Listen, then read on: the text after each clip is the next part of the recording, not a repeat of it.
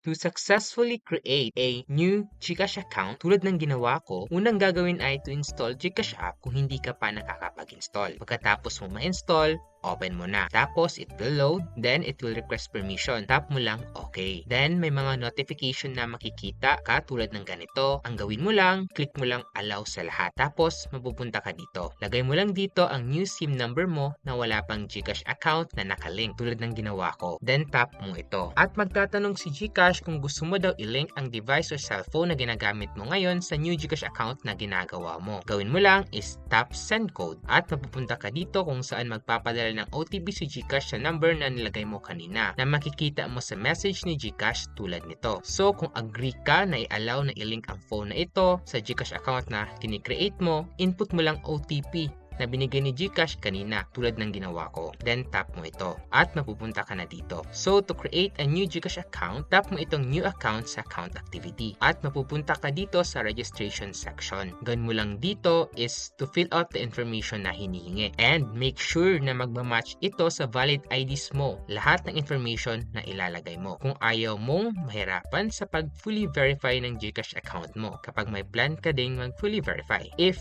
wala ka namang plan kasi nga dami account lang gusto mong gawin, make sure na real name pa rin ilalagay mo para hindi ka mahirapan sa pag-cash out ng iyong pera sa iyong unverified GCash account. So ayun, ang need i-fill out sa registration ay ang basic information tulad ng buong pangalan mo na makikita sa ID mo at birth date at email. Dito naman sa current address, ito naman ay kung saan ka nakatira ngayon at the moment. Sa permanent address naman, itong address na ito ay ang address na nakalagay sa ID ninyo. Kung ano nakalagay sa ID ninyo, dapat match dito. Kapag magkaparehas naman current at permanent address ninyo, check mo lang itong box na ito tulad ng ginawa ko para no need ka na mag-fill out sa permanent address. Dito naman sa referral code, pwede mo na hindi lagyan. Ito kasi optional lang naman. Kapag okay na lahat for you, tap mo na next at mapupunta ka sa review section ni GCash kung saan bibigyan ka ng chance to check if may typo ka sa na-provide mo na details. Gawin mo lang is to check ang mga info na nailagay mo and scroll down. At kapag may typo kang nakita, click mo itong arrow na ito para ma-edit mo pa. Kapag wala naman error,